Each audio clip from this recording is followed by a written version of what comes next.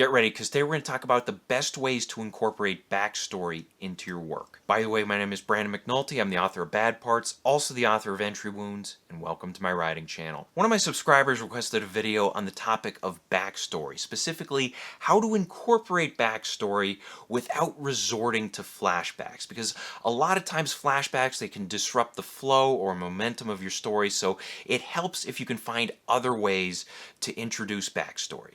And we're going to talk about this today. I'm going to define what backstory is, then I'm going to give you some basic tips on using it, then I'm going to give you 4 specific ways that you can hint at or reveal backstory, and then finally we're going to wrap up this video with a technique I call the past made present. This is an alternative to this traditional form of using flashbacks. So we got a lot to talk about today. Let's get right to it. First, let's start off by defining what backstory is. And what it is, it's a set of events that occurred prior to the main story.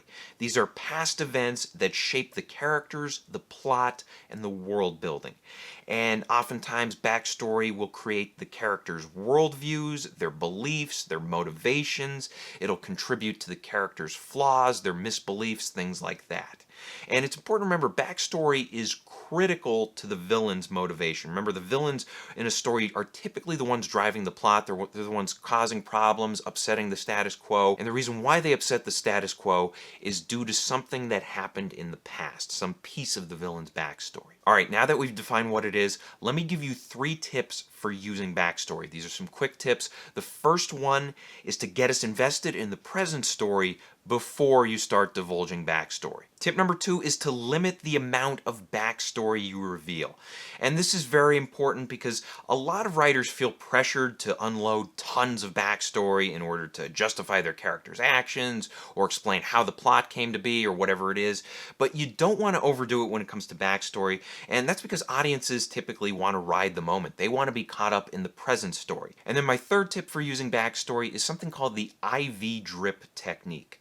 What this is, it means that you're giving backstory in small amounts over the course of the story. You're not dropping all the backstory all at once. Instead, you want some level of pacing and consistency to it. You want to be building over the course of the story. And ideally, you want to be building toward a high-stakes revelation. Some kind of piece of backstory is revealed and it has major impact on the audience as well as the characters. All right, now I want to share with you 4 ways for hinting at and revealing backstory. And none of these 4 involve flashbacks. These are strictly present moment ways of revealing backstory. Now these 4 include setting, action and appearance, introspection, and dialogue. And the easy way to remember these is SAID, S-A-I-D, setting, action and appearance, introspection, and dialogue. And we'll start with setting. Setting is a great simple way to reveal backstory, and how we arrange our living spaces, our cars, our workspaces, this can often indicate the past in some way. For example, you might have photos lying around the house or hanging on the wall.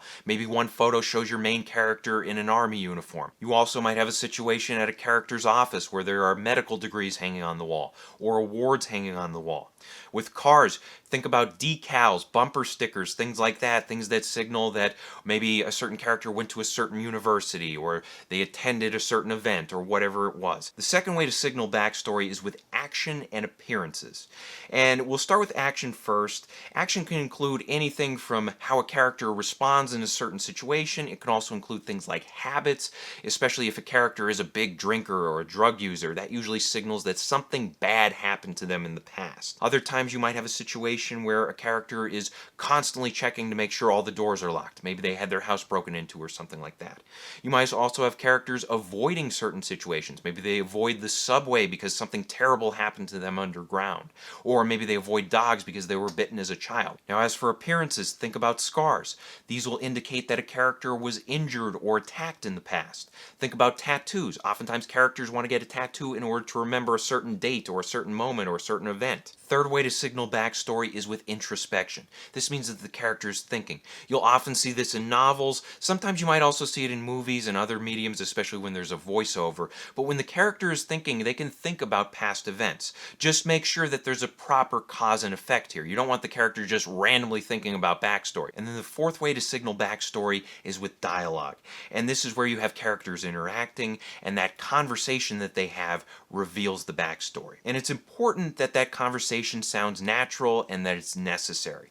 You don't want one of those as you know Bob exchanges where it's just a cheap way of just forcing backstory on the reader. You don't want a situation where it's like, oh, as you know Bob, my sister died in a car accident because you and her were out drinking one night, and I've hated you ever since. You don't want some silly conversation like that.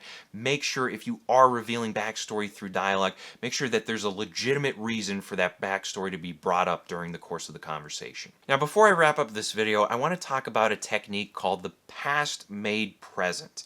And what this means is that you're basically taking a flashback, and instead of stopping the forward momentum of the story in order to go back in time and see that flashback, what you're doing is you're incorporating that flashback into the present story in some way or another. And this is a great technique because not only do you maintain the forward momentum of your story, you also offer the characters in your story an opportunity to react in real time to seeing that flashback. Now, there are a lot of creative ways to pull this off. Let me just give you some basic ones so you understand what I mean by this. For instance, you might have a situation where characters stumble upon video footage of a past event, a major revelation, and then they can react to this video as they're watching it. Or if you're writing a sci-fi story or a fantasy story, you might be able to use things like time travel, or you might have characters jumping into each other's minds or jumping into each other's dreams in order to explore memories or past events. But the key thing to remember here is that when you're tempted to use a flashback, ask yourself if there's a way to inject that flashback right into the present. So I hope this helps. Question of the day: how do you feel about flashbacks? Do you love them, hate them, or are you somewhere in between? Let us know in the comments section below. Thank you guys for watching. If you want to support the channel, please pick up a copy of either one of my books. Bad Parts is great if you like small town horror. It's about people trading away their sick and injured body parts in order to get healthy again. And then Entry Wounds is great if you like thrillers. It's about a guy who picks up a haunted gun and he cannot put it down until he kills 6 people with it. Also, be sure to check out my other videos, like, share, and subscribe. And as always, remember to keep on writing.